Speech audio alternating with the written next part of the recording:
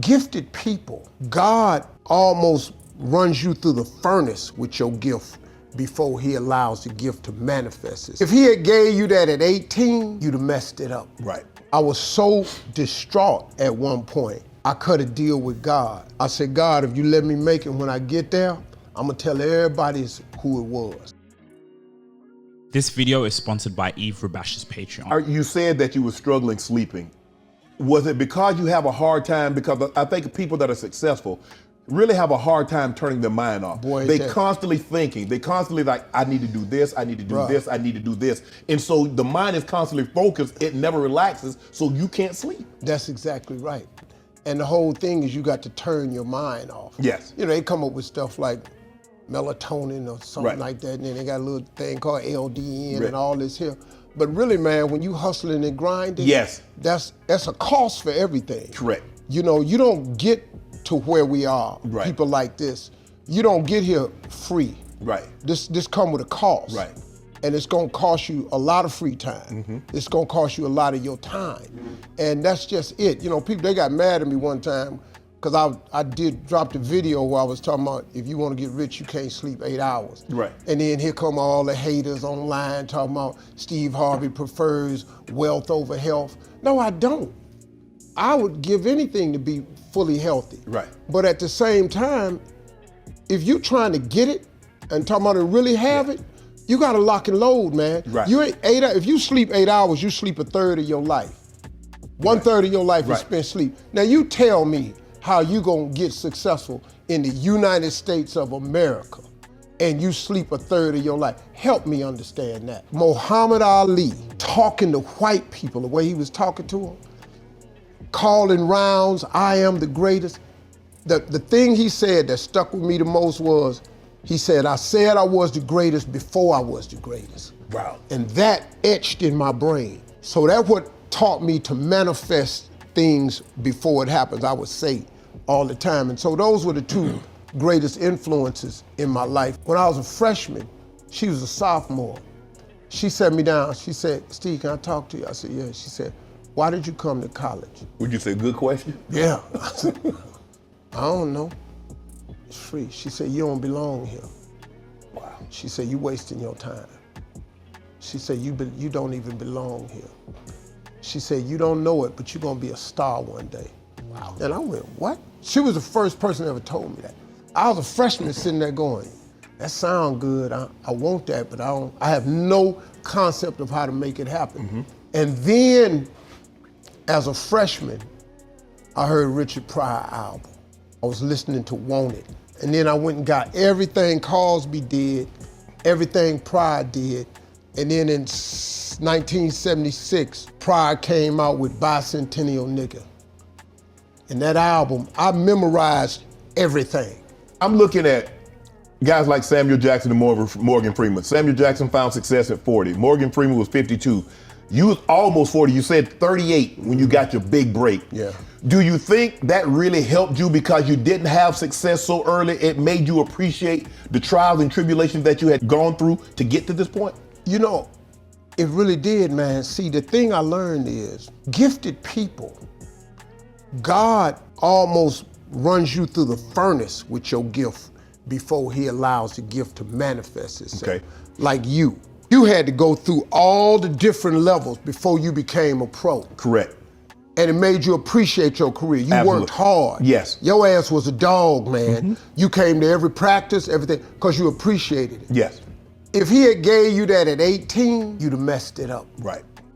If he'd have gave me this at 30, I'd have ruined it. It's no way I could have this much success, these checks at 30. I'm telling you right now, I would have used all my powers for evil. Oh, dog, ain't no way in the world. I would have been abusive. It's no way. Right. Bruh, the women that I would have gone for Right. in my thin, well-built, broke-ass life, if I had any money to go with that, if I could have got the haircut I could afford to get later on, Right. if I could afford the wardrobe I could afford then, oh, Lord have mercy. I would have ruined it. I would have taken it and thrown it out the window. But he shaped me. He took all these years to gather me. He let me live in that car a little over 3 years. Right. Now, I had learned the lesson when I was homeless. I was good. Right. And I told him, I said, hey, God, I'm good, you know, I got it. I don't know what you're trying to tell me, but trust me, I got it. It's working. Said, Whatever no. you try to tell me, you got my undivided attention. Yeah, but he said, no, a little bit longer. I gotta keep you in this furnace a little bit more. When you're living in the car, besides obviously you're living in a car, but what's your lowest? What you like, damn. I said, man, look at my life. I'm washing up in bathrooms. I've been taking baths and washing up at rest stops and gas stations. I'm going home, man. I quit. This enough. I'm gonna go home, call my daddy, ask him, because my father had a simple rule. Once you leave here, don't come, you don't You can't come back. So I said, let me call home, ask him, can I just come home for 6 months, find me another job. I'm in my 30s now, man, and see if I can start over. So I go home, I call him, he ain't home, ain't nobody home. But I had an answer machine in their attic, so I called the answer machine. And a message came through from a dude named Chuck Sutton. Rest in peace, he passed now. I can tell you guys, content creation is a game changer. But the thing is, you gotta be patient. You gotta be able to put in the work day after day, time after time, in order to get what you want in life. I've really looked at my experience, I've looked at what I've gone through, and I'm like, you know what? I can start helping people now. I can help people become content creators because I have found so many gems, so much knowledge. I mean, come on, the record speaks for itself. You go head out on my YouTube channel and you see what I'm doing out there. We are doing numbers. YouTube shorts are going crazy. My vlogs are going crazy, dropping every single day. I love you guys, man. I want you to grow. I want you to see a pathway for yourself. There's no limit to what you can achieve and where you are going. And if you're really serious about content creation, if you're really serious about being a YouTuber, I got the gems and I'm giving them away on my Patreon. He said, Steve, this is Chuck Sutton from Showtime at the Apollo. I just saw a videotape of yours. You're extremely funny.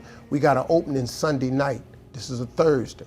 We got an opening Sunday night at Showtime at the Apollo, Harlem, New York. If you can get here, let me know. Now, this is after I done got up off this toilet. But you got dry soap on you. So I just put my clothes on and I went out, got me my quarters, and I called the house. And then this machine comes up. I still got soap on me, I got my clothes on, I'm giving up, I'm going home. I'm gonna drive to Cleveland, I'm gonna go home. He said, if you can get here Sunday, I appreciate it. Click, call me if you can make it. Now I'm in Pensacola, Florida, I got $35. He said Sunday. How the hell I'm gonna get to New York by Sunday? So now, man, I'm in the car, I'm wiped out again. The first chance I got to be on TV, and I can't even get there. Oh, dog, you don't know, man. That moment for me was so crushing. I feel it. I don't like telling it because I feel it. Man, it crushed me. So I said, this is God, really?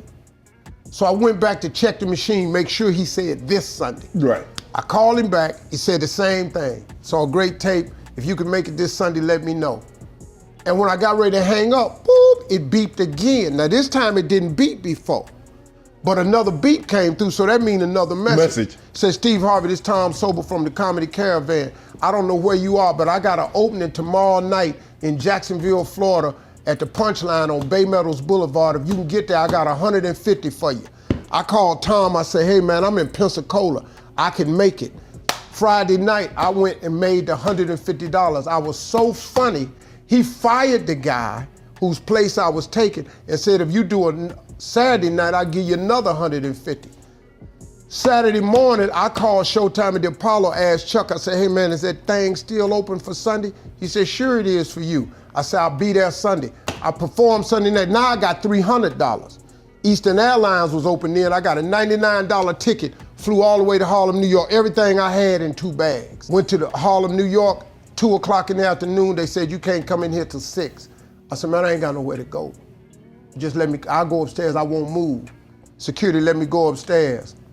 I asked him, could I go get some chicken? 4 hours later, he said, man, I told your ass you can't go nowhere. You know, this Harlem, they don't play. I said, man, I just got to give me something to eat. He said, if you ain't back in 20 minutes, this door lock. Now, I'm last. Now, imagine this, man. I'm sitting there, man. I mean, I can't. I'm shaking. Nervous. I'm scared to death. Yeah. Ladies and gentlemen, Cleveland, Ohio, Steve Harvey. I went out there, I had just wrote this joke about Mike Tyson getting in a fight with Mitch Green. Yeah. And Mitch Green was talking and then the eye took over. Right. And I had just wrote that joke and I did it for the first time on Showtime at Apollo. Them black folks tore that place up, hollering, laughing. And I stayed on TV, man. You impart life lessons on the audience. That comes from when I was homeless.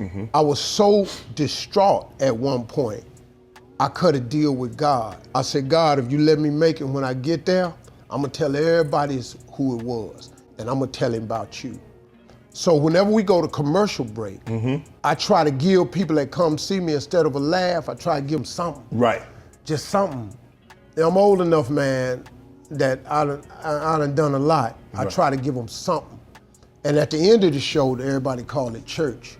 It's just all about the Creator and what He's done and how you can have a relationship with Him and stuff.